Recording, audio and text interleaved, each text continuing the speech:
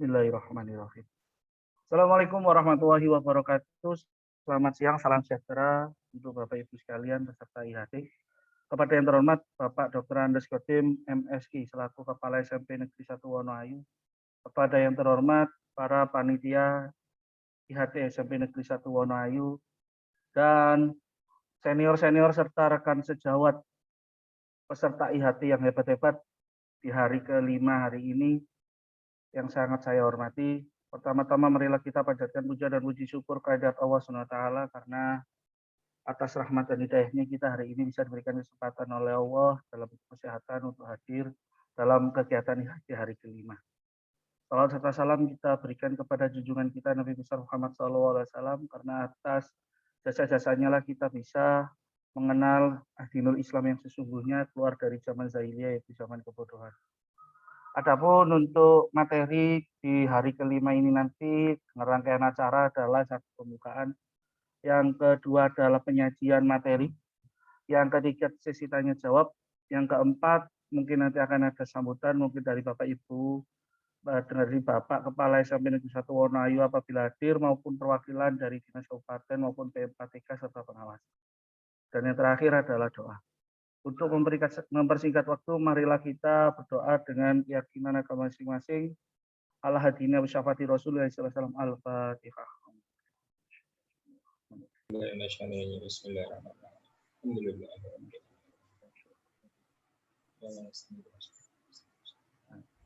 Alhamdulillahirabbil alamin. Terima kasih atas kehadiran Bapak Ibu sekalian di IHT kelima, dan selanjutnya untuk mempersingkat waktu, hari ini penyaji kita datangkan langsung dari instansi yang sudah ahlinya gitu Bapak Ibu, yaitu teman kita sendiri.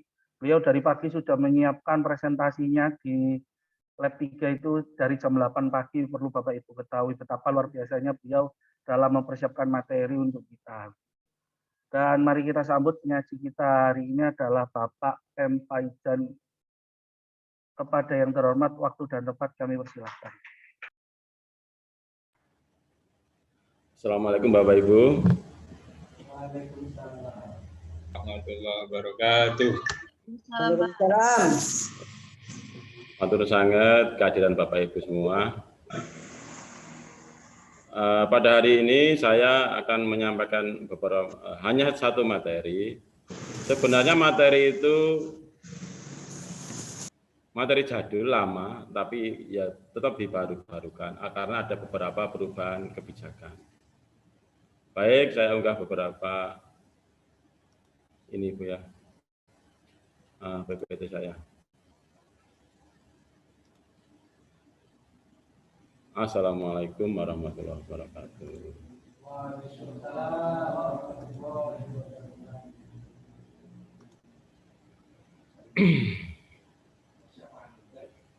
Ini seperti ada beberapa permintaan, saya diminta untuk Pak ice breaking Pak. Saya tidak tahu ice breaking itu apa. Yang saya tahu dari nenek saya dulu kalau ngomong obat itu adem-ademan enak. Jadi ini saya enggak adem-ademan, maksudnya supaya kita di suasana yang panas ini kita ada adem-ademannya. Apa warna tulisan ini Bapak Ibu? Hitam. Hitam, Pak. Oke, terus. Kalau ini? Merah, orange. Merah, Pak. Oke. Tuh. Kalau ini? Kuning. Kalau ini? Pink. Pink, Pak. Pink. Pink puyeh. Merah muda. Pink, merah muda. Oke. Bentar. Saya guru bahasa Indonesia, Bapak Ibu. Di KBBI tidak ada entry kata pink, tidak ada. Yang ada itu merah muda, merah jambu. Gitu. Akhirnya jawab guru bahasa Inggris Pak. Jadi pink aja Pak. Terpaksa ini saya salahkan nih, yang ngomong pink itu kurang pas ini. Oh iya, jawab guru bahasa Inggris Pak. Jadi benar. Ini ada ngomong violet. Ungu. Nah, ungu, betul. Masa. Kau ini kau? Putih, Pak. Putih. Niki? Biru, Pak. Hijau. Hijau. Hijau. Biru kata orang Madura, biru, Pak. Wow. Biru apa dura? Betul Bumi. Niki Bumi. Nah, niki Bumi. Waduh. Waduh, Andi. Kita coba Bapak niki. Anda pembantu memecahkan cangkir kesayangannya kepada siapa kemerahan Anda paling lebih sadis? Andin atau Adu? Andin. Andin. Ini temen. Asli. Nyeneni ambek nontoki. Tak senua ini temenan asli. Anjing apa aduh. Jenenge lho Pak, medeni Pak. Pantes karo wajane. Duh. Adur. Biasanya sing tingkat senengi marahnya dibanter-banterno. Sing disenengi pembantu nih, gak apa-apa itu. Jelas wakeh, gak apa-apa. Disayang-sayang, Mak. Enggak apa-apa sayang. Bapak Ijan, permisi Bapak Ijan. Nggih. Itu aja es krimnya, saya sebut es krim biar lebih seru. Semua peserta IHT harus mengungkapkan perasaan marahnya baik ke Andin ataupun ke Adu. Contohnya Pak Zainal Dimulai Ustaz. Ayo Pak Zainal. Salah satu aja biar nggak Ya. lama. Pak Zainal B. Ke Adu dulu ya. Wes 3 orang aja, Pak Zainal dulu. Nggih, kado dulu ya, Pak, kado dulu. Ke Adu dulu ya. Nggih. Makanya kalau kerja lihat-lihat dong. Masa di meja nggak bagus. Iya Mas Al. Sekarang ke Adin ya. Ya. Andi. Aduh sayang. Kesempatan. Sakit enggak? Bener ya. Ih, lain kali hati-hati sayang ya.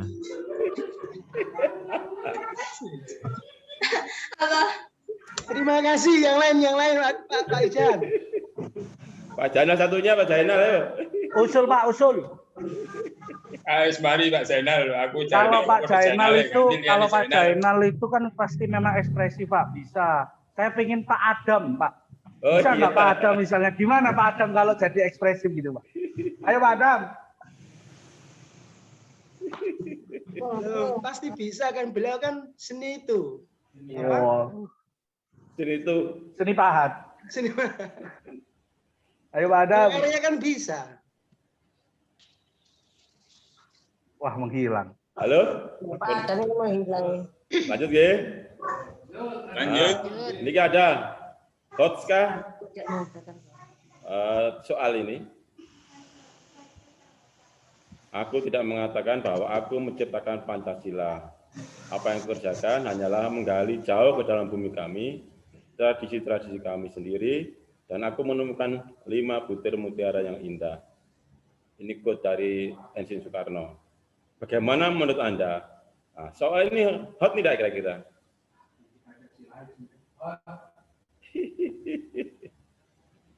Hot, Pak. Hot ya? Iya Pak, hot. Oke, karena perlu. Karena membuat saya berpikir Pak, jadi hot. Niki, asesmen. Sebenarnya asesmen itu sejak dulu, mungkin Pak Nidom, Pak Yusuf, Bu Vivi masih sekolah dulu, sudah kenal ada tes, ulangan begitu. Itu sih asesmen sebenarnya. Loh, aku sampai durung lahir ngajar. Ya, dulu zaman Bu Vivi atau Bu Dia masih sekolah kan ini ulangan begitu. Gurunya juga ngomong ulangan. Bapak Zainal, setua misalnya Zainal. Kemudian timbul kata penilaian. Ini tahun 90-an ada penilaian. Asesmen ini masuk pada tahun 2000.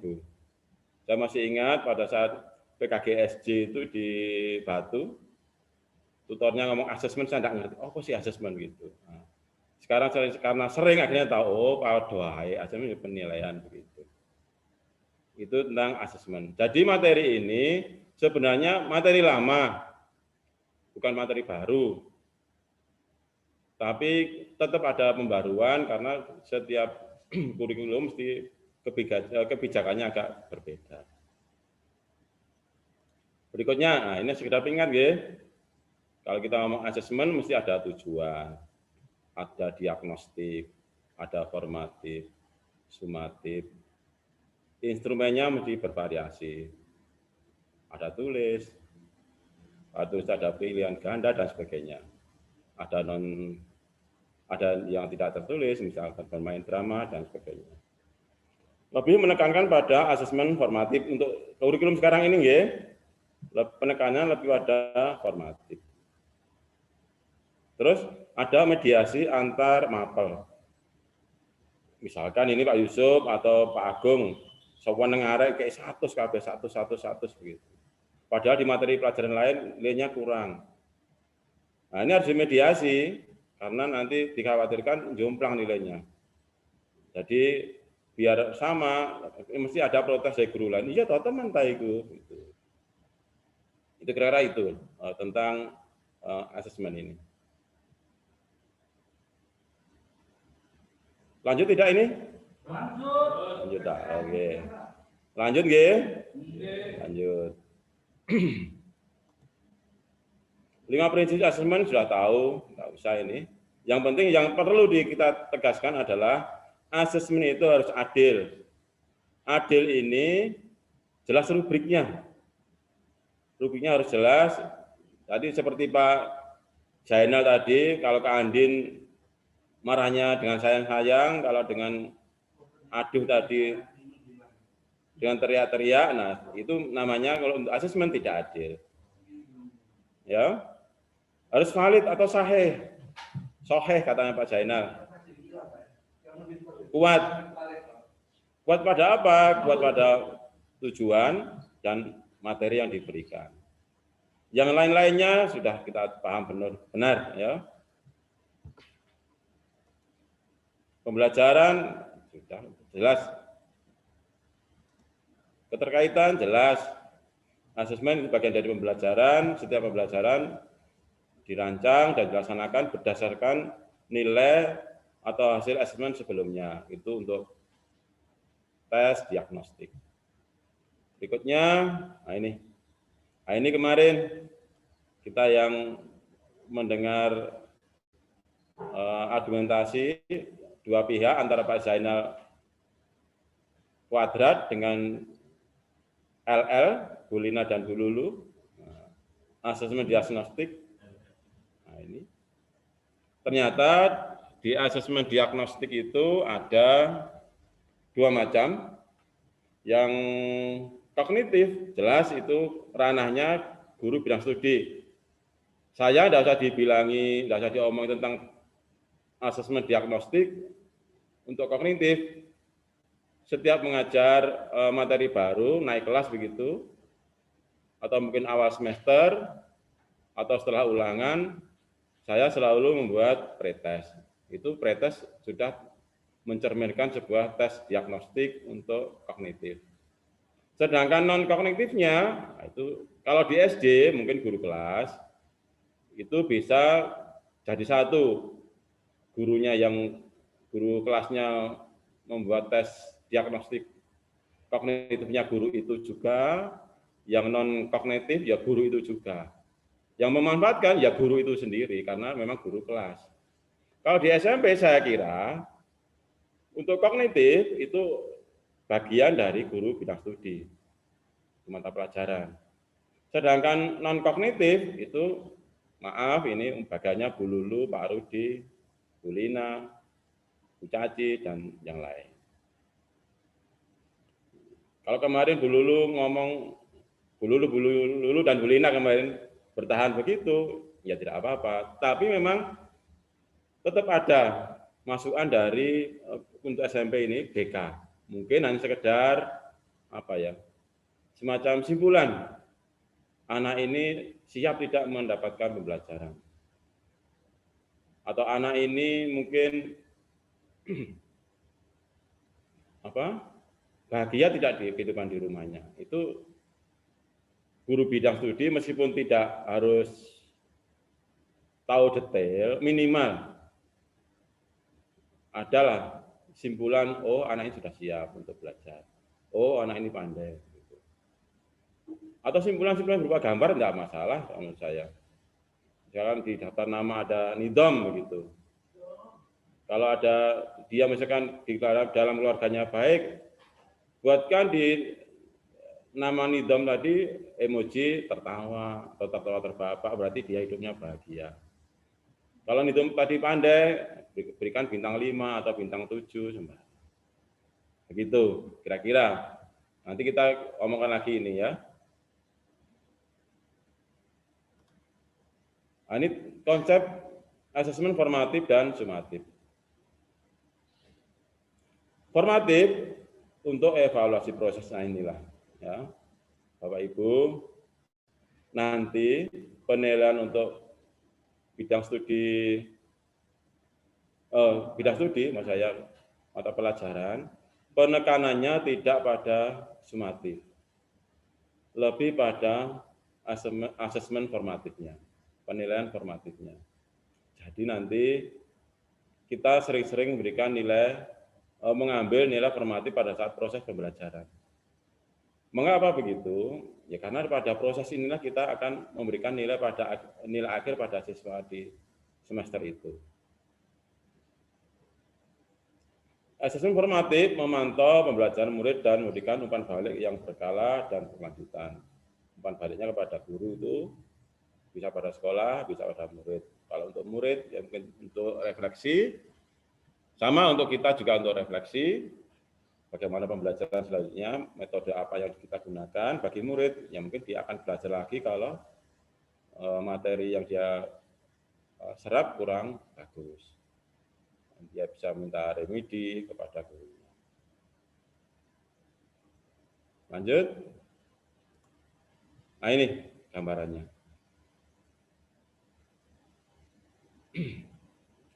Penekanan pada asesmen formatif. Ya ini kita lihat pada gambar yang kuning saja. Kalau kondisi saat ini, kemarin kita yang blok hitam ini, ya penilaiannya lebih mementingkan pada nilai sumatif. Kalau nilai kemarin kita sumatifnya kita beri perbandingan angka 2, formatifnya rata-rata 1. Nah, nanti pada pembelajaran berikutnya nilai formatif lebih dipentingkan. Gitu. Jadi akan mengubah paradigma belajar yang menitikberatkan pada nilai menjadi belajar yang menitikberatkan pada prosesnya. Bentuk asesmen formatif dan sumatif ini tidak tertulis, bisa disusun kelas, drama, produk, presentasi, tes lisan, dan sebagainya. Untuk bentuk tertulis, bisa berupa refleksi. Refleksi itu bisa berbentuk ucapan, bisa berbentuk paragraf kalau saya. Jurnal, jelas ditulis. Esai, poster, sering anak-anak, dan tes tulis. Tes tulis bisa bilang ganda, uraian, benar salah, dan sebagainya. Saya kira itu Bapak Ibu. Sudah, materinya habis. Silakan. Ada tanggapan dari Bapak Ibu? Silakan Bapak Ibu, barangkali ada yang mau bertanya. Kalau tidak, saya akan berikan kasus. Wah, seru ini. Monggo Bapak Ibu, barangkali ada yang mau bertanya. Tapi kalau tidak ada, nih, Pak Waijan nanti melanjutkan kembali.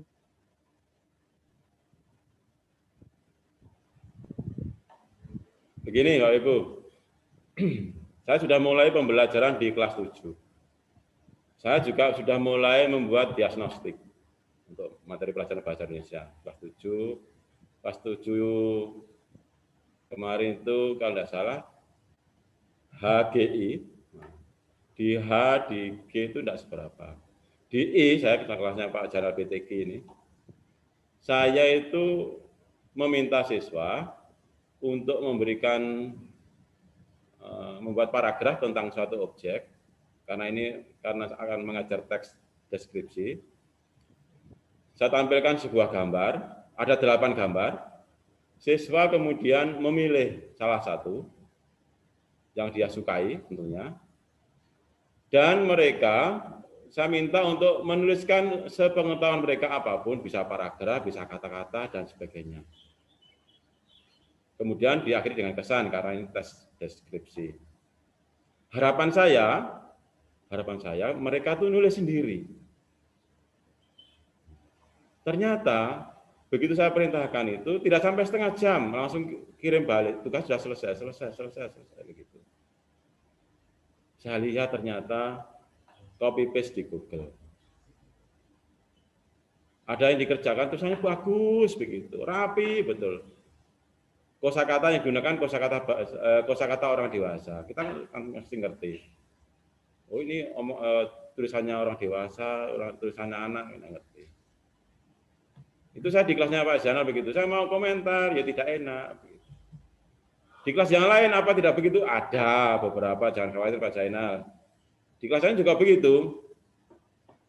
Di beberapa anak itu copy paste di Google itu ada. Nah, pertanyaannya, diagnostik itu efektifkah kalau kita menggunakan moda daring seperti ini? Karena kita tidak tahu siapa yang nulis. Tahu-tahu naik ke WA. Saya agak merasa mangkel, tapi gimana lagi, memang kondisinya begini. Saya lebih setuju kemarin itu dimasukkan 1/3 ke sekolah, kemudian tes masuk, tapi juga perlu biaya itu. Begitu, monggo ditanggapi Pak Ibu.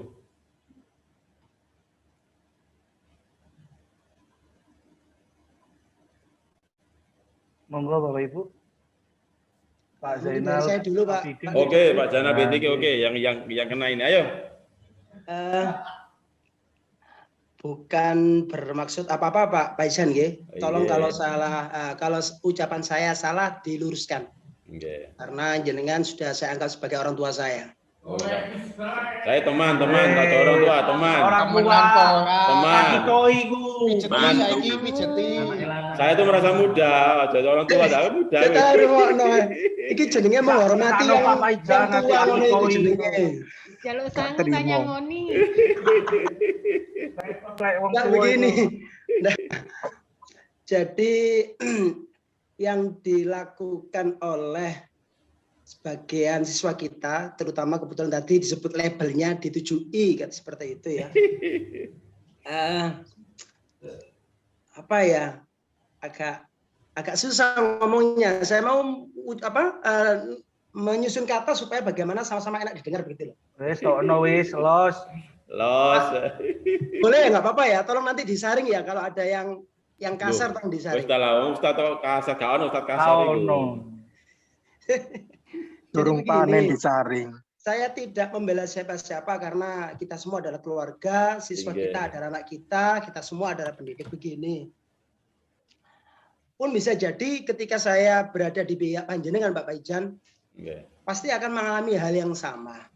Cuman begini, mereka melakukan seperti itu bisa jadi karena satu, kurang kefahaman mereka, sehingga mereka harus sharing searching di Mbak Google ataupun minta bantuan orang tuanya ataupun kakaknya ataupun siapa pun yang pada akhirnya bukan kerjaan mereka sendiri.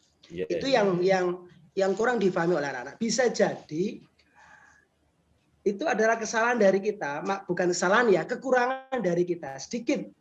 Karena mungkin kita memberikan tugasnya tidak jelas. Andai saja di situ, gambar yang telah kamu lihat, kemudian kamu ungkapkan perasaan kamu, ya, sesuai dengan apa yang kamu lihat, menggunakan tulisan tangan kamu sendiri. Saya lebih suka di situ. Ketika ditekankan di situ, insya Allah hasilnya mereka akan menulis apa yang dia lihat sesuai dengan gambarnya itu, sesuai dengan tangannya sendiri, bukan hasil dari searching di Mbak Google ataupun minta bantuan orang tuanya ataupun keluarganya. Matur suwun, ngapunten lho mbok menawi rotok kasar nggih ya, ngapunten. Oh, mboten halus niku. Endi sih kasar iku, Pak? Kalau kasar ya niku. Nggih, Pak Zainal. Masalahnya ngene Pak Zainal. Bentar nih.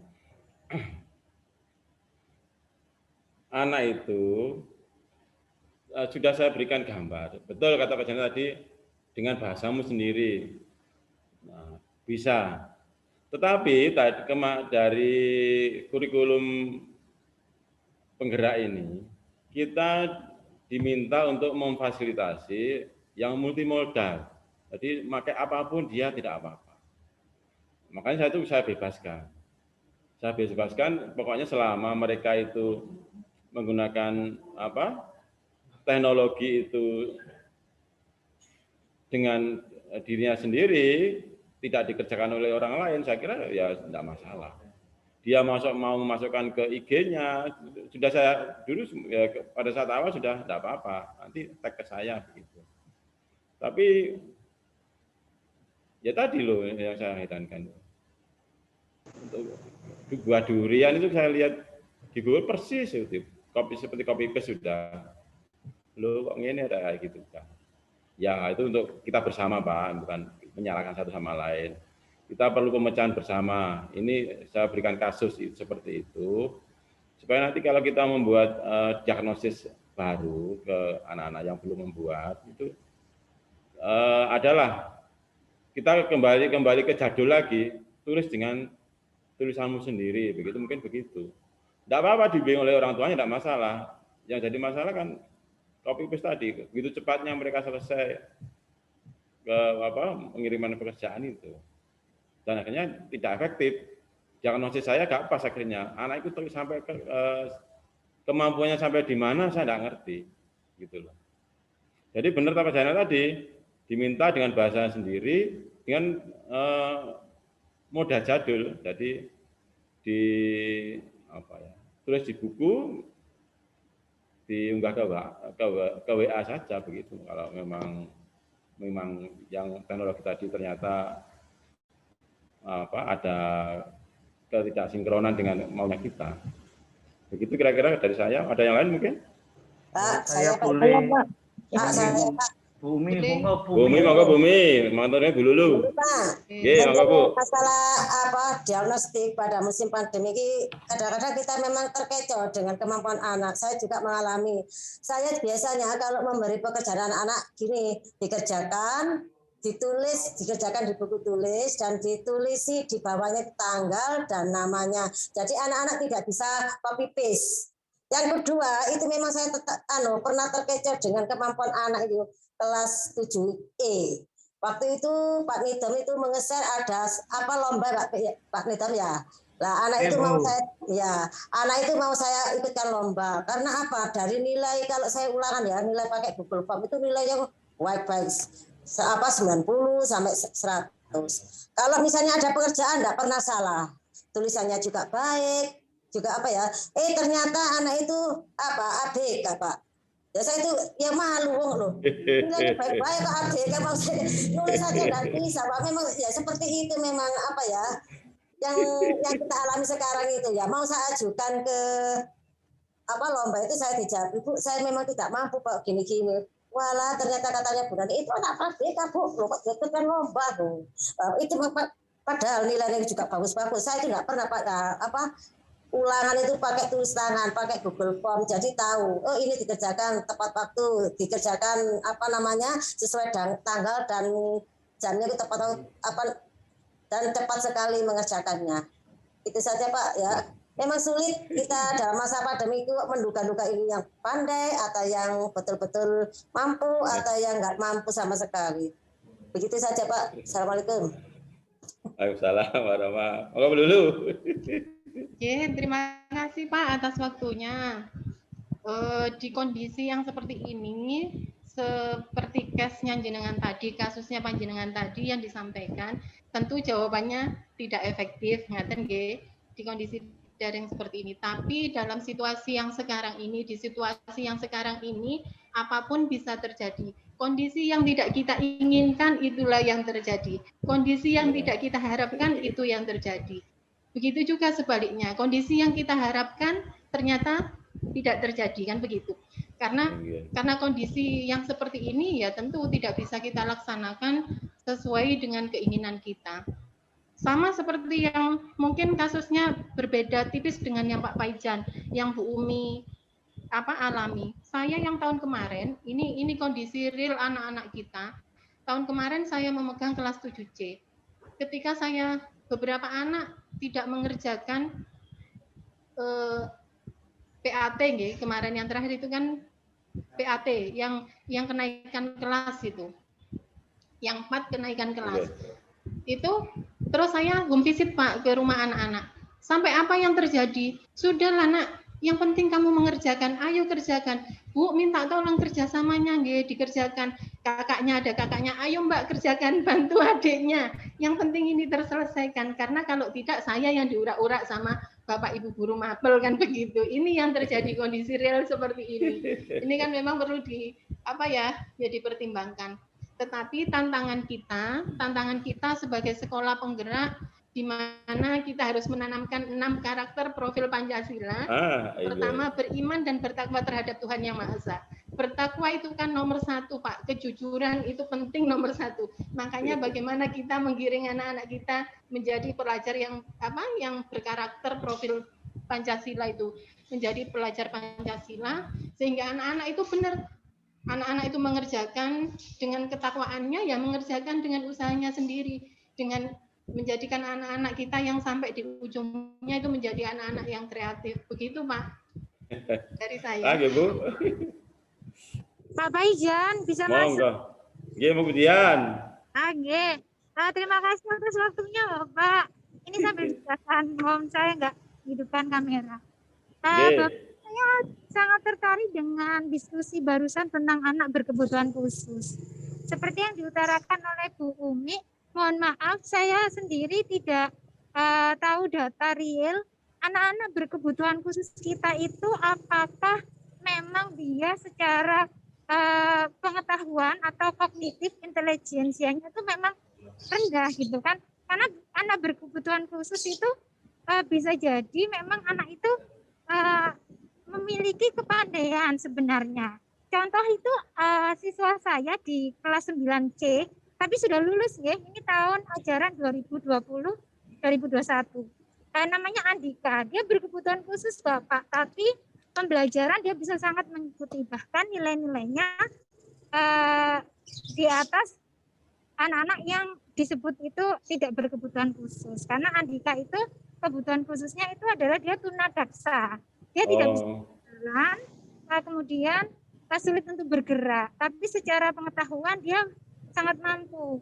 Bahkan ketika masih tatap muka di kelas 8, kebetulan saya kelas 8 juga ngajar Andika, itu bisa diskusi juga nyambung. Memang untuk ngomongnya memang agak susah Andika, cuman bisa masuk dan masuk poin gitu. Jadi mungkin yang Bu Umi alami bisa jadi anak itu memang pinter gitu ya. Bukan berarti terusudon ke orang, dikerjakan orang tua nih, kakaknya atau sebagainya. Atau mungkin digali informasi lebih dalam ke Bapak Mario, karena beliau kan yang menangani ABK itu. Itu saja Bapak, terima kasih. Assalamualaikum. Waalaikumsalam. Terima kasih Bu Dian. Kami sampaikan hati-hati di jalan Bu, awas jeglongan.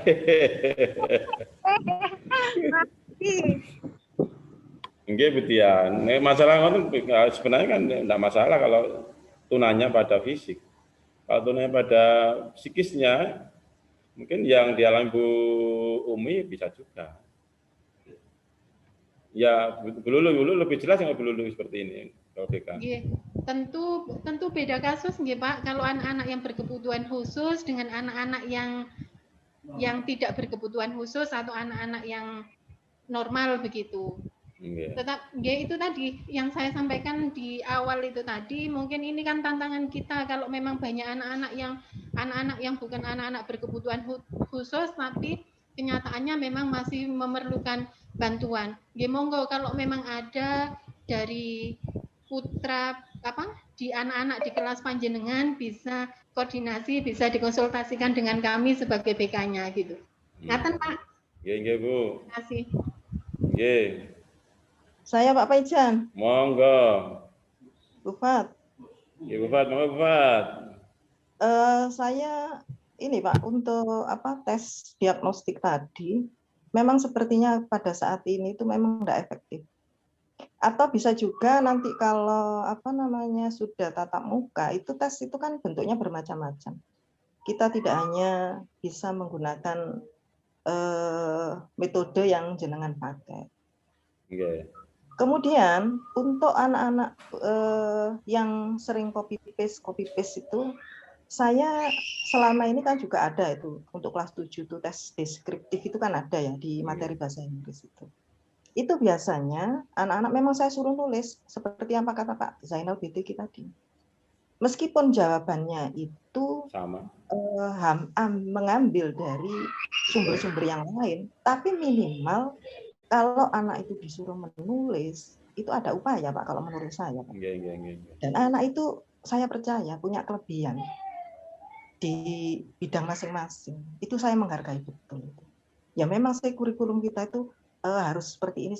Tapi kan ada itu Pak, kita multiple intelligence itu. Itu yang saya hargai betul, itu kelebihan setiap anak itu. Ya mudah-mudahan nanti misalnya di bahasa Inggris tidak bisa, tapi di matematikanya unggul. Di bahasa Inggris tidak bisa, di olahraganya unggul. Kita kan tidak tahu kemampuan anak. Gitu aja Pak Paijan, terima kasih. Nggih, Bu. Nah, ini Bu. Masalahnya kan kurikulum yang baru penggerak ini kan kita diminta untuk menghargai teknologi, jadi multimoda. Dia mau bermain di YouTube lah, atau dia main di IG lah, atau lewat saluran sosial media apapun, kita ya tidak masalah. Terus kalau dia mengakses Google pun ya juga tidak masalah. Yang kita sayangkan kan copy paste-nya tadi, ya jalan keluarnya memang kita kembali ke jadul lagi. Jadi kita nulis ke buku tulis, foto, unggah ke Classroom atau ke WhatsApp, akhirnya begitu. Kalau kita mau nilai-nilai murni mereka, itu pun kalau saya lihat di tulisan anak-anak itu kadang-kadang tidak yakin. Tulisannya bagus, bahasanya bahasa orang dewasa, itu mentah gitu kan. Kemarin itu dia batin, tidak sebut di WA. Supaya batin teman lagi gitu kan. Monggo. Izin masuk Pak, kalau boleh saya Pak menyampaikan pendapat Pak. Monggo. Karena ini kan diagnostik Pak. Jadi untuk mengukur awal gitu. Jadi mungkin saya malah ingin bertanya kepada panjenengan. Ketika panjenengan memberikan diagnostik kepada siswa itu, aturan mainnya itu bagaimana? Apakah jenengan sudah menyampaikan kepada siswa bahwa ini adalah tes diagnostik untuk mengukur kemampuan awal kalian? Karena mohon maaf, selama ini anak-anak itu kan selalu punya paradigma bahwasanya do the best in everything, gitu. Selalu melakukan yang terbaik dalam setiap hal. Jadi terkadang mereka itu terkesan mencoba melakukan apapun untuk mendapatkan nilai yang bagus. Padahal ini adalah uji diagnostik untuk kita mengukur. Gitu. Jadi pertanyaan pertama saya adalah apakah jenengan sudah menyampaikan ke anak-anak terkait ini adalah tes diagnostik untuk mengukur kemampuan kalian. Begitu Pak. Ya jelas tidak Pak Lidom. Saya hanya meminta mereka untuk membuat tuliskan pengetahuan kalian tentang objek ini, boleh dengan kata-kata, boleh dengan paragraf, dan diakhiri dengan kesan. Kalian pun boleh membuat menuliskan kata-kata semampu kalian.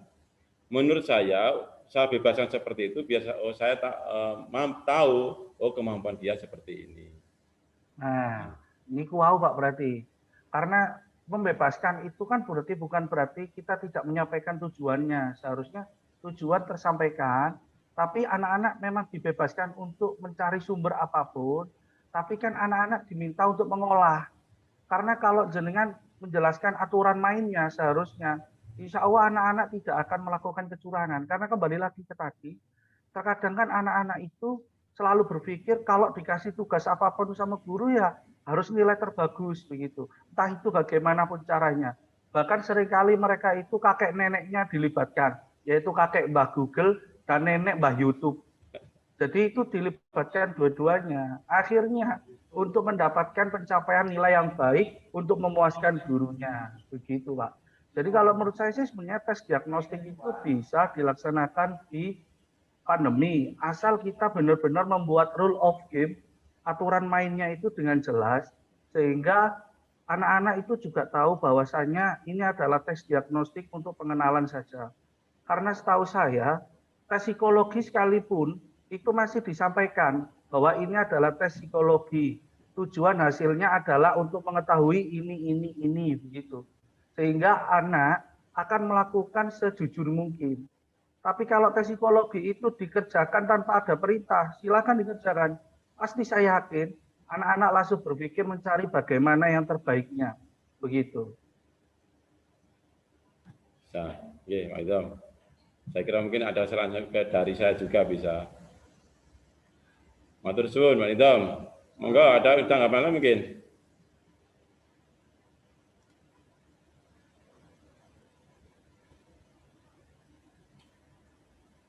Monggo ada yang menanggapi atau mungkin punya materi baru untuk bahan diskusi kita? Kita masih lama. Masuk sebentar, Pak Monggo, Paijan. monggo. Oke. Ya, jadi benar kata Pak Nidom. Jadi apa ya? Memang kita nggak akan mengalahkan tes diagnosis ini, tidak akan sesempurna kalau kita ketemu langsung. Tapi ya yang namanya ini benar-benar kita butuhkan. Kenapa? Karena kalau kita memulai pelajaran tanpa mengenal anak-anak itu juga arahnya juga nggak kurang pas, gitu. Jadi sebisa mungkin kita merancang semuanya itu dengan apa ya, sistematis yang bagus. Sebagai contoh ya seperti yang dibilang Pak Nidom tadi, atau mungkin gini, tes itu bisa dirancang dengan memakai Zoom. Jadi walaupun nanti mungkin kendalanya yang ikut nggak akan semuanya, ya kendalanya mungkin di situ. Tapi insya Allah dengan pakai Zoom itu kita bisa lebih memantau anak-anak. Maksudnya misalnya mengerjakan seperti itu ya Pak Paijan ya. Itu kan kalau mereka menyalakan kamera semua kita bisa mantau. Iya.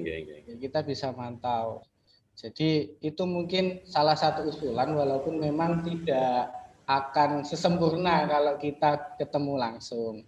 Terus tentang penggunaan teknologi itu juga bukan berarti harus plek anak-anak kita bebaskan. Kalau menurut saya seperti itu, tetap harus ada rule-rule-nya ya.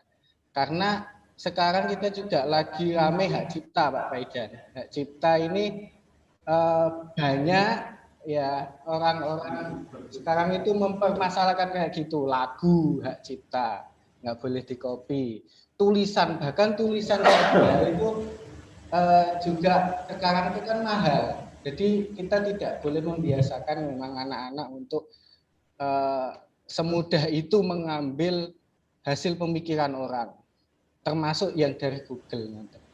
Ya itu saja. Terima kasih. Sampun.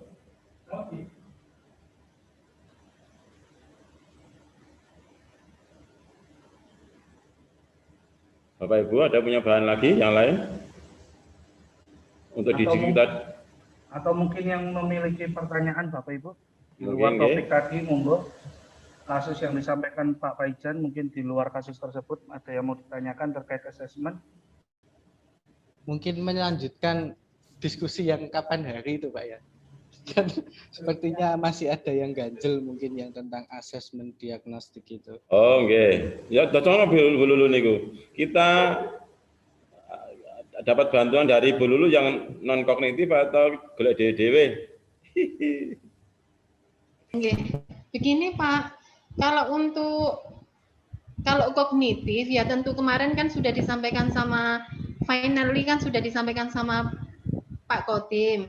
Kalau memang tes asesmen diagnosis itu kan berbeda dari tes psikologi. Jadi tentu kami tidak bisa memberikan karena memang berbeda ya, membuat sendiri-sendiri. Maksudnya begini Bu Lulu, kan kita tidak minta Bu Lulu terus terang wabeh diwehana tentang anak itu kan tidak. Kita hanya minta simpulan saja, anak itu sudah siap untuk menerima pelajaran atau bagaimana lah, intinya anak itu enak atau naik pelajaran gitu. Kalau satu kondisi Bapak, saya jawab nggih? Saya jawab langsung.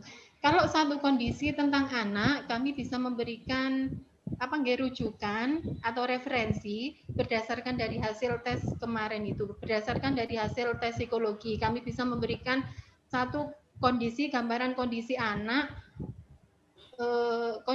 tentang kondisi tertentu anak begitu. Kami bisa memberikan itu Pak. Tapi kan tetap berbeda dengan asesmen diagnostik. Karena panjenengan yang diminta itu kan harus ada asesmen diagnostik. Jadi kan tetap dari asesmen itu panjenengan tentu tetap membuat sendiri.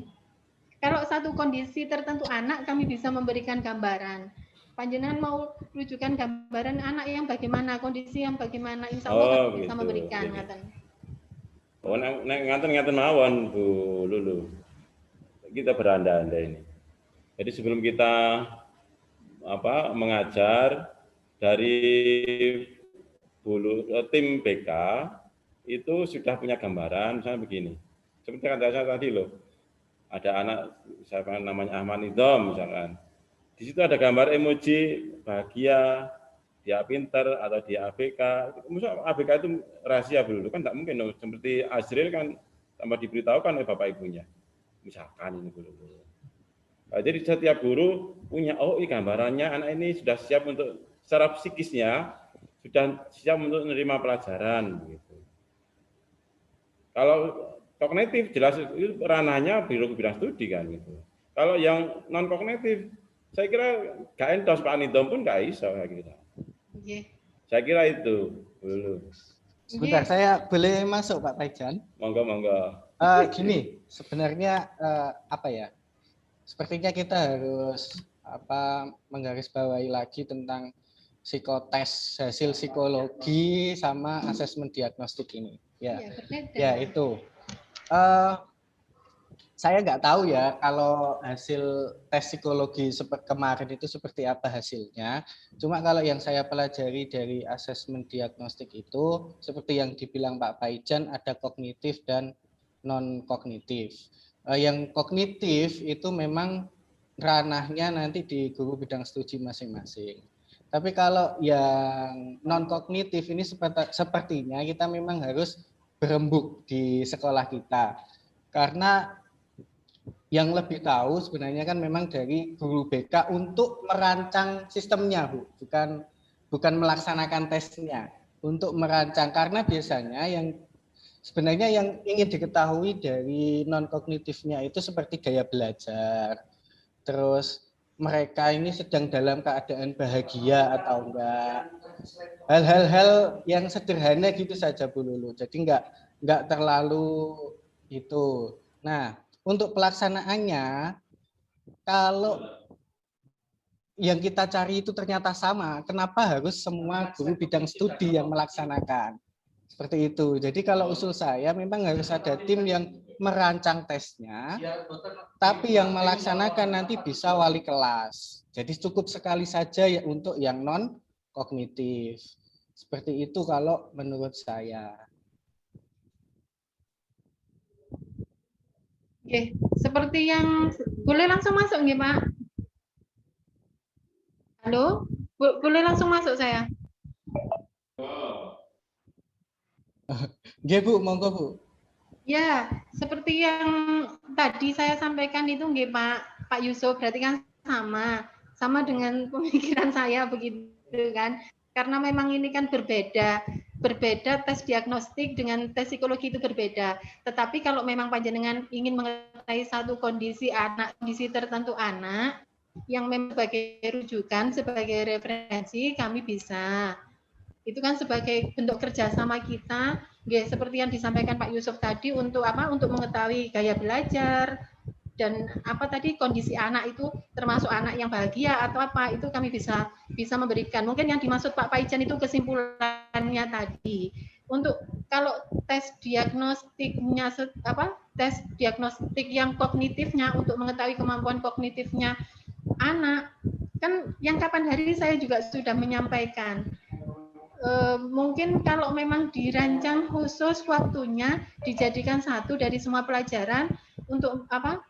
Dijadikan satu dari semua pelajaran, dirumuskan, terus nanti diteskan jadi satu, ya monggo saja. Itu kan haknya Bapak Ibu guru masing-masing kan begitu. Mau dites sendiri atau mau dijadikan satu kan begitu. Sampai kemarin saya juga bilang, kalau memang yang apa? Setelahnya itu kan juga bisa Pak, setelah tes psikologi pun bisa gitu. Tetapi kan tesnya memang berbeda, ya tetap melaksanakan tes sendiri lagi untuk tes untuk asesmen diagnostiknya. Begitu nggih? Sampun Pak? Ya Bu, terima kasih Bu. Boleh menanggapi Bu Lulu? Ya, tadi Pak Yusuf ngomong, misalkan dulu diminta untuk membuatkan format, misalkan membuatkan macam teknis. Pak Ijan, saya itu tipe gaya belajar saya itu audio visual. Jadi kalau saya itu harus mendengarkan dan melihat. Kalau kurang jelas itu saya juga kurang paham akhirnya.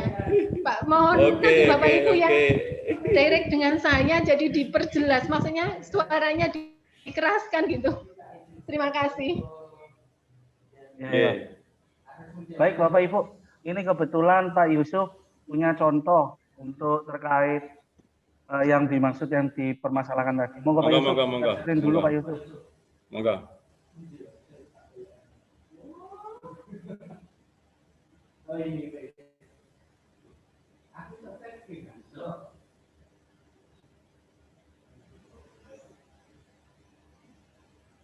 Jadi kurang lebih seperti ini Bapak Ibu. Ya, untuk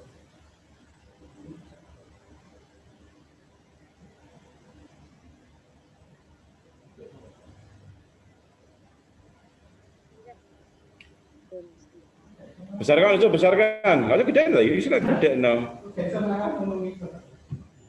Iso iku ana panah pojokan iku ada kan. Oh,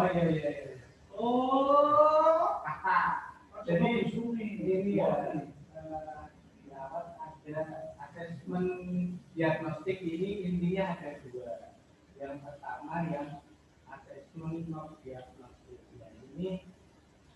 Ini contoh, karena kan nanti setiap sekolah pasti yang ingin diketahui tentang siswanya beda-beda.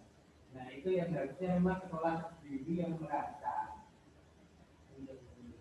Nah ini sebuah contoh. Jadi asesmen non kognitif ini yang ingin diketahui itu ini kesehatan psikologi, aktivitas anak.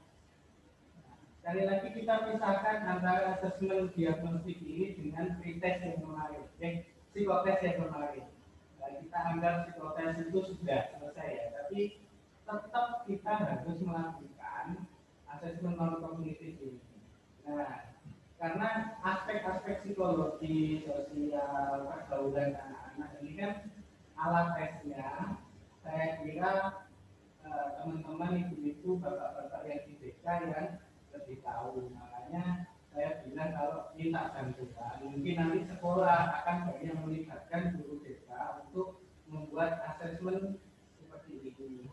Yang melaksanakan nanti biar kelas, ya, biar tidak semua guru mapel melaksanakan ini, sementara yang ditanyakan itu sama. Sip, betul. Terus setelah itu langkah-langkahnya minta untuk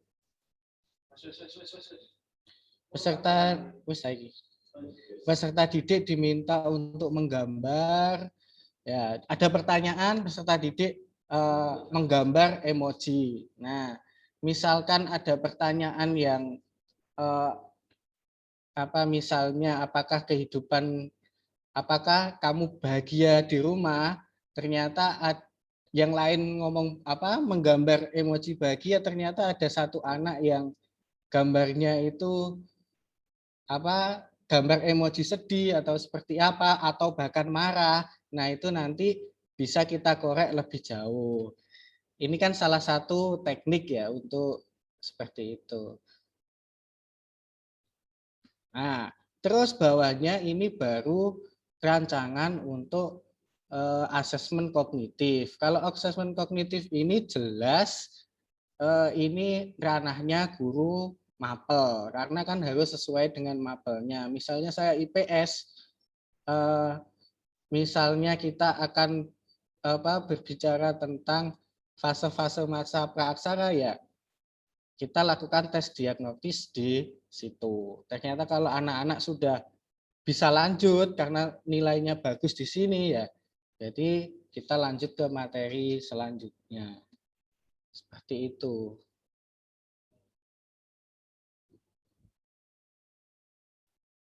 Oke, sampun. Terima kasih Pak Yusuf atas informasi yang bisa diberikan. Iki piye nutupe? Ya wis.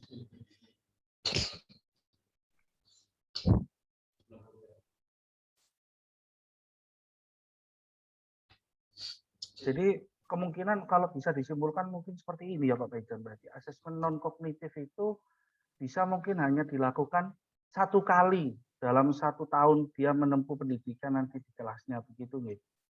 Misalnya kan hanya untuk perlu mengetahui kondisi keluarga dan lain-lain sebagainya, terus gaya belajar dan lain-lain, itu kan jarang terjadi perubahan, walaupun ya seringkali terjadi perubahan.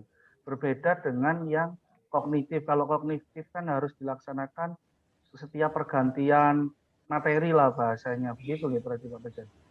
Kira-kira begitu. Tapi kalau yang non kognitif bisa 1 semester sekali Pak Idam. Awal pelajaran 1 semester genap, semester ganjil bisa. Kan tidak selamanya anak itu sedih terus atau bahagia terus. Kira-kira begitu kira-kira. Siap-siap Pak.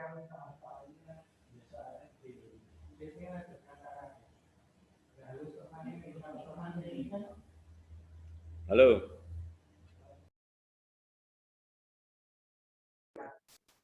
Walala, sebentar Pak Pejan. Monggo Pak Pejan. Ada lagi yang kita omongkan ini. Monggo Pak Zainal. Saya tak. Monggo. Nggak, saya cuma saja bayangkan kira-kira kapan dilaksanakan tes asesmen diagnostik yang non kognitif. Jadi menurut saya secepatnya yang pernah pelatihan Pak Yusuf, Pak Ijan, kalau saya nggak paham, jadi nggak usah saya secepatnya merumuskan dan di-share ke wali kelas.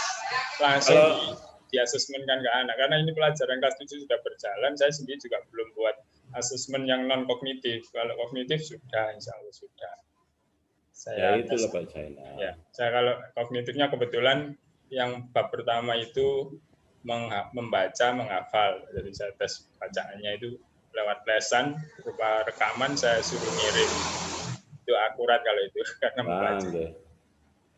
Ya, tinggal yang non tadi saya belum melaksanakan. Terima kasih.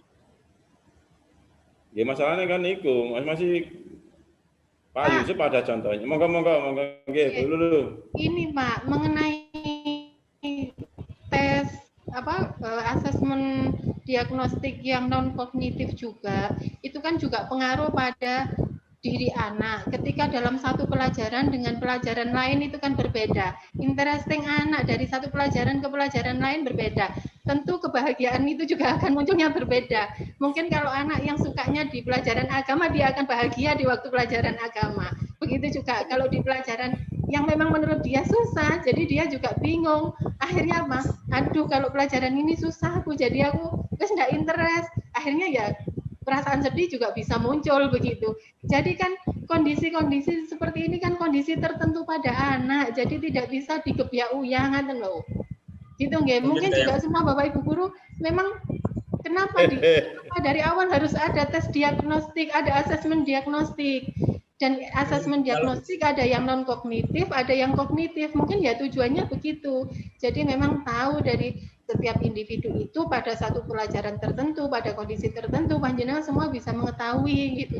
Makanya itu perlunya. Mungkin begitu Bapak dari saya. Terima kasih.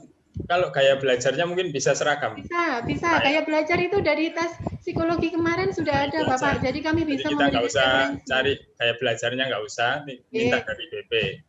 Bisa, kami bisa memberikan sebagai referensi, bisa itu. Kalau kondisi keluarga bisa, Bu? Kondisi keluarga ya tentu tidak bisa, Pak. Kondisi keluarga itu pun kan setiap saat juga berbeda itu loh. Pengaruh kondisi ekonomi, latar belakang keluarga kan tentu juga berbeda. Selama ini BK kami juga belum dapat data itu. Soal itu dari mana biasanya, Bu? Atau SMP biasanya tahu kondisi keluarga dari mana, Bu? Biasanya BK itu juga ada, Pak. Itu masuk di, kalau di kami itu data pendukung. Data pendukung itu termasuk di satuan pendukung, itu kami punya memang. Tapi di situasi yang seperti ini kami belum bisa menggali itu. Kemarin saya sama Bu Lina itu mau ketemu, itu belum bisa, ngapunten. Jadi belum bisa membicarakan lebih lanjut dengan Bu Lina kemarin. Kemarin sempat sudah janjian. Ngapunten, saya itu kemarin juga kondisinya sakit yang tidak memungkinkan saya ke sekolah. Makanya saya diam di rumah sampai berapa hari itu. Lekas sembuh, Bu. Oke, amin, amin. Mungkin saya punya masukan begini, Bu, untuk terkait kondisi belajar siswa di setiap mapel itu.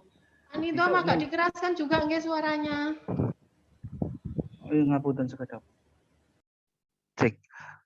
Begini, Bu, mungkin untuk usulan saja terkait untuk yang memastikan bagaimana cara kita bisa mengetahui kondisi siswa terkait emoji terkait mapel, mata pelajaran. Mungkin nanti dalam non-diagnostik itu lebih dibuat pertanyaan pelajaran terfavorit, pelajaran yang tersulit, begitu. Sehingga insya Allah dari 3 mapel pelajaran yang terfavorit itu, insya Allah kita sudah bisa tahu ternyata anak itu memang sangat suka dengan pelajaran ini. Di luar 3 pelajaran itu mungkin bisa katakan biasa saja. Tapi 3 pelajaran tersulit juga akan menunjukkan bahwa 3 pelajaran ini akan menjadi gambaran bahwa anak ini merasa sad atau sedih ketika 3 pelajaran ini karena merasa itu adalah perjalanan tersulit bagi dia, gitu, Bu. Masukan saja. Terus ini juga masukan untuk mungkin tahun depan kalau barangkali akan ada psikotes lagi. Mohon maaf sebelumnya wong kula niki nggih boten nate paham soal sistematika di SMP 1 Wonayu. Mungkin besok ketika ada psikotes lagi itu langsung ada namanya yaitu tadi asesmen diagnostik non kognitif sehingga bersamaan jika anak setelah diuji oleh psikolog yang telah kita undang, berikutnya anaknya maju ke meja BP ataupun petugas yang nanti akan mewawancari dia terkait diagnostik non kognitif. Kalau semisal minimal 1 semester nggak bisa, ya 1 tahun lah sekali. Setidaknya kan ya tadi acuannya insya Allah gaya belajar itu tidak berubah, kondisi keluarga kalaupun berubah itu sebenarnya signifikannya ke pembelajaran juga tidak terlalu besar walaupun ada dampaknya karena kalau kita tahu kondisi keluarganya broken home, tergolong mampu tidak mampu, guru kan bisa menentukan media, tugas bahkan karena kadang-kala ada kan guru yang sareke gak duwe, gak iso gawe mangan tuku beras kayak kemarin cerita yang tahun lalu itu malah disuruh beli ini membuat ini mahal. Nah, itu kan gurunya juga salah karena tidak tahu kondisi keluarga. Makanya tadi usulan tahun depan mungkin psikotes digandengkan dengan asesmen diagnostik non kognitif. Begitu. Terima kasih.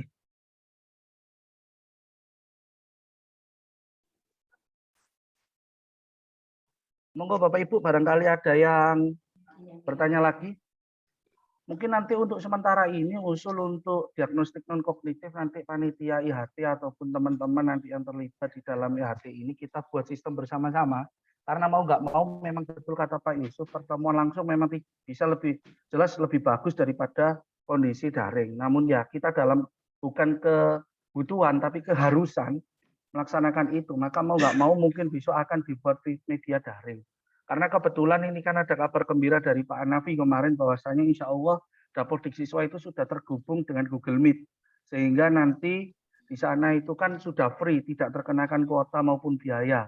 Sehingga nanti kita bisa adakan diagnostik non-kognitif tersebut via daring Google Meet atau kalau memang terburuknya tidak bisa ya berarti dengan Google Form yang lain dengan pertanyaan-pertanyaan psikologi yang nanti dibantu oleh teman-teman BK. Begitu saja. Mungkin ada lagi pertanyaan Bapak Ibu? Pak, saya Pak ya mau bertanya. Siap, Bu Kemarin Umi. saya sudah yang dikirimi Pak Hanafi tentang Google apa ya kemarin itu Belajar ID, Bu. Google ya, Meet. ya itu Pak ya. Saya itu praktek, Pak. Langsung saya praktekkan. Ternyata anak-anak itu yang apa yang masuk dalam pembelajaran itu cuma 12 orang. Saya lalu dijapri sama wali murid. Bu, maaf kalau pakai Google Meet, HP saya itu tidak bisa spot, hanya untuk WA saja. Bagaimana menanggapi masalah murid seperti ini, Pak? Saya sih sudah berusaha untuk apa yang dimau oleh sekolah harus pakai Google Meet, Google Zoom, dan sebagainya. Sudah saya praktekkan kemarin 2 kelas. Ternyata itu yang hadir cuma 12 anak. Yang lainnya apa karena tidur, apa karena memang HP-nya tidak spot. Bagaimana? Menurut dengan tanggapan seperti ini. Kemarin langsung Pak saya dijapri oleh wali murid karena apa? HP-nya itu tidak spot dengan menggunakan Google Meet. Padahal ya memang seperti itu seharusnya. Mohon pengarahannya. Bu, siap, terima kasih Bu. Mungkin dalam hal ini saya selaku moderator tidak punya kapasitas ya Bu, karena itu nanti kan bicara tentang kebijakan sekolah terkait penerapannya ya Bu. Jadi nanti ini kita tahan dulu, nanti kita bawa ke ranah wakat dan staf untuk kita carikan solusi bersama. Namun kan sebelumnya insya Allah nanti akan ada sosialisasi ke wali kelas, diajukan ke wali murid terkait penggunaan Google Meet. Karena kan memang ini kemarin yang baru di-share Pak Hanafi kan masih akun gurunya, belum akun siswanya. Nah kalau akun siswanya kan seharusnya kadang-kala orang tua itu Bu, beratnya itu sebenarnya di pulsa, tapi kadang menambahkannya di perangkat. Tapi kalau memang nanti di masalah perangkat masih ada, baru nanti kita carikan solusinya. Sebenarnya pasti ada kok Bu. Tinggal mau saja begitu, ya. Insya Allah, moga-moga ada solusinya. Saya betul berani jawab. Saya ini masih wakaf kurikulum 2 dan masih 6 bulan. Oh, ditingkatkan Pak jadi ketua. Boten Bu, pun kalau balik jadi guru mawon donga kula amin. Oh, mungkin ada lagi teman-teman. Nggih, Pak. Ini tadi saya juga begitu, Pak Nidom. Saya hari ini kan share itu ya, mulai dari kemarin itu kan saya absen anak-anak itu pakai Google Form nggih. Itu beberapa anak saya ada berapa ini tadi? Ada 5 anak yang jawabnya begini. Bu, mohon maaf, saya hanya punya paketan WA, saya tidak bisa buka Chrome begitu. Nggih, itulah kondisinya anak-anak kita memang mungkin sebagai ini yang tercover hanya 5 yang menyampaikan, tapi kan lainnya juga kita tidak tahu. Ya mungkin seperti Bu Umi tadi ada yang HP-nya tidak support apa. Ya memang di kondisi daring itu tadi yang saya sampaikan di awal. Apapun kondisi yang kita inginkan tidak bisa terpenuhi semua, kondisi yang tidak kita inginkan terjadi ya seperti ini. Betul Bu. Ya memang harus kita akui Bu, kondisi daring itu berbeda di kondisi tatap muka. Kalau kita di tatap muka, kalau membuat rencana kegiatan itu kan cukup satu plan A saja. Tapi kalau sudah di kondisi daring, kita harus punya plan A, B, C, D, bahkan Z. Kenapa? Kadang ada anak yang mampu cukup di plan A sudah terpenuhi, tapi ada yang di plan B baru bisa terpenuhi, bahkan hingga panitia melaksanakan di plan D dan seterusnya. Makanya nanti ini mungkin kita buat kebijakan. Makanya hingga jujur saat ini kurikulum belum bisa memastikan Bu terkait alat pembelajaran. Karena kami juga mengalami hal itu. Kalau kami paksakan LMS juga kami tahu, belum bicara tentang SDM gurunya, belum tentu bicara dengan siswanya, belum bicara lagi sistem teknologinya. Makanya kita saat ini bagaimana sih ikhtiarnya dulu aja lah, yang penting jalan begitu. Yang penting kita sendiri Bapak Ibu dan kita semua di sini melaksanakan tugasnya dengan semaksimal mungkin dengan menggunakan berbagai alat pembelajaran. Ada lagi pertanyaan Bapak Ibu? Kalau tidak ada, Nidom, saya Pak Nidom. Siap Bu Siti Fatimah. Bu Bos. Tadi Bu Lulu menyampaikan itu masalah ini saya masalah kehadiran. Satu kelas ada berapa kelas saya ini tadi? Saya itu 3 kali pertemuan ada siswa yang belum pernah mengikuti kegiatan saya sama sekali. Nah ini nanti tindak lanjutnya seperti apa? Jangan sampai nanti seperti waktu-waktu yang sebelumnya, anak itu sampai berapa kali tidak ikut kegiatan pembelajaran. Terus ini nanti bagaimana ini solusinya? Terima kasih. Siap Bu, terima kasih Bu. Ini mengarah ke proses pembelajaran. Mewakili Bu Dian Bu izin menjawab selaku kurikulum. Untuk terkait bagaimana tahapan ketika ada siswa yang tidak hadir, tidak mengerjakan. Betul kata Bu Bat, jangan terlalu lama menunggu Bu. Nanti itu sudah terlanjur kasep kalau kata orang Jawa. Jadi mungkin ada batasnya gitu. Setelah 2 kali pertemuan berturut-turut kok tidak ada, mungkin langkah yang bisa diajukan yang pertama adalah ke wali kelas terlebih dahulu. Karena apa? Mereka adalah orang tua di sekolah, pertama itu. Setelah di wali kelas, mungkin guru sebatas sampai di wali kelas. Setelah itu masih tidak ada perubahan, maka guru bisa berkomunikasi kembali ke wali kelas tentang upayanya yang kemarin, apakah sudah ditegur atau belum. Ternyata kok masih belum. Mungkin wali kelas, guru bisa bekerja sama dengan BK untuk melakukan tindakan yang berikutnya. Begitu. Jadi tidak terburu-buru ke BK. Karena apa? Kadang wali kelas itu harus dilibatkan terlebih dahulu sebagai penanganan di orang tua di sekolah. Baru kalau setelah wali kelas kedua kalinya belum mampu, baru kita minta kerjasama BK. Karena nggak mungkin juga semua harus dikeluhkan ke BK. BK-nya hanya beberapa orang, ngurus 1.500 orang siswa, audzubillah min dzalik kalau semuanya sama. Tapi kan akan lebih indah terbagi kalau seluruh wali kelasnya ikut membantu juga.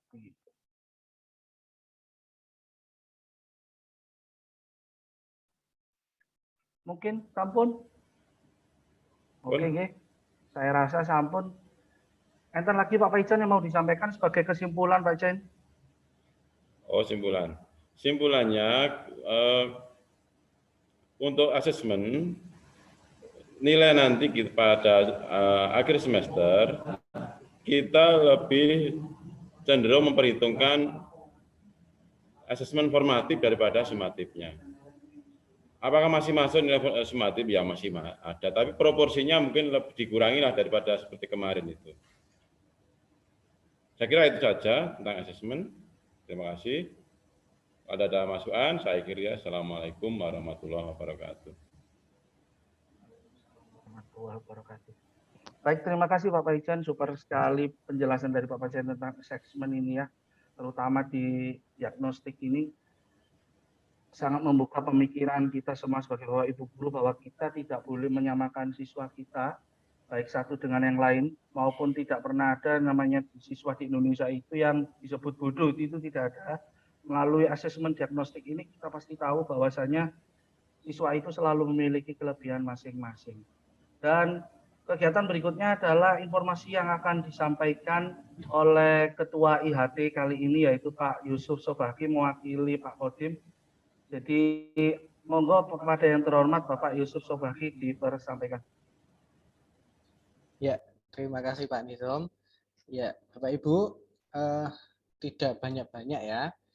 Saya ingatkan lagi untuk apa yang di LMS, di Moodle ya, di Moodle. Ya, segera dilengkapi. Kenapa? Karena dari arahan P4TK yang rapat kemarin itu nanti juga ada harus dilampirkan evaluasi yang kita laksanakan itu juga harus dimasukkan untuk laporan hard copy nanti yang dikirim ke P4TK. Ilustrasi kontekstual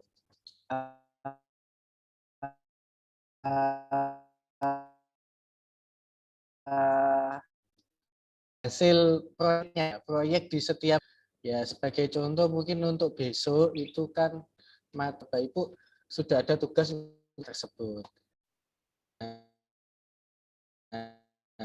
Jadi nanti itu juga akan masuk ke laporan. Yang kedua itu akan memudahkan sesi sinkronus ya, seperti itu. Jadi satu lagi yang ingin saya ingatkan sebelum besok diharapkan untuk yang materi modul ajar dipelajari dulu biar nanti kita diskusinya lebih enak. Oke, ngoten mawon Bapak Ibu terkait pengumuman tentang IHT ini tinggal berapa hari ya? 3 hari ya. Kamis, Jumat, Sabtu ya. Jadi harus semangat. Sebentar lagi selesai Bapak Ibu. Semangat. Bayaran ya Allah, amin. Ya, bayaran dari Pak Nidom nanti. Ya, terima kasih. Cukup dari saya. Wassalamualaikum warahmatullahi wabarakatuh. Waalaikumsalam warahmatullahi wabarakatuh. Waalaikumsalam warahmatullahi wabarakatuh. Oke, Bapak Ibu sekalian, ini tadi Pak Kodim barusan nelpon, mohon maaf beliau menyampaikan salam. Hari ini beliau tidak bisa hadir karena bersamaan di ruang Zoom sebelah ada kegiatan dari MP4TK untuk kepala sekolah terkait laporan dan evaluasi kembali. Jadi, dan untuk mengikuti kegiatan terakhir kali ini, mari kita tutup kegiatan IHT hari kelima ini dengan doa. Dan sebelum berdoa, saya mohon izin untuk meninggalkan kegiatan terlebih dahulu, sekaligus minta maaf apabila ada salah-salah kata. Terima kasih atas kehadiran Bapak Ibu sekalian. Sampai jumpa di kegiatan Zoom berikutnya. Nanti chat akan saya kirimkan daftar hadir di chat Zoom ya. Monggo diperiksa kembali dan diisi sebelum meninggalkan ruang Zoom. Nanti walaupun juga akan saya berikan di grup WA, karena datang tidak datang saya harap tetap mengisi peserta kegiatan daftar hadir walaupun saya memiliki catatan kehadiran. Dan kepada yang terhormat Bapak Zainal Abidin PTQ, dipersilahkan untuk memimpin doa Pak. The time is yours.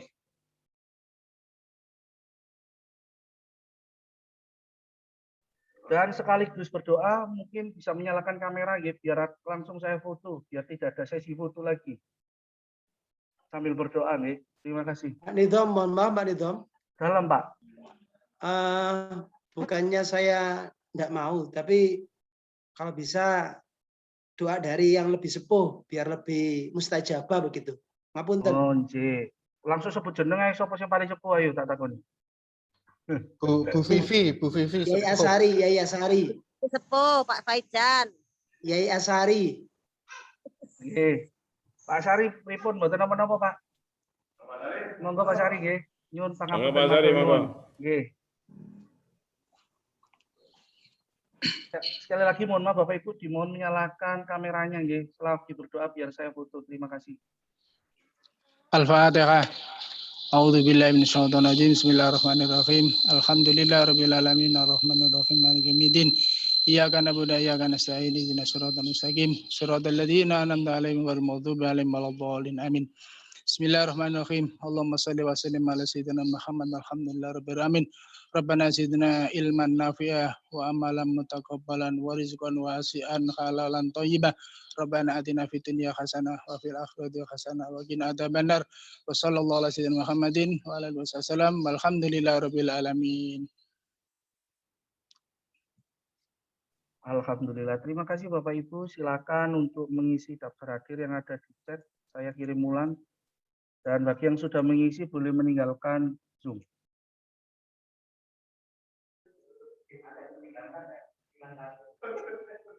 Aku tahu oleh CT.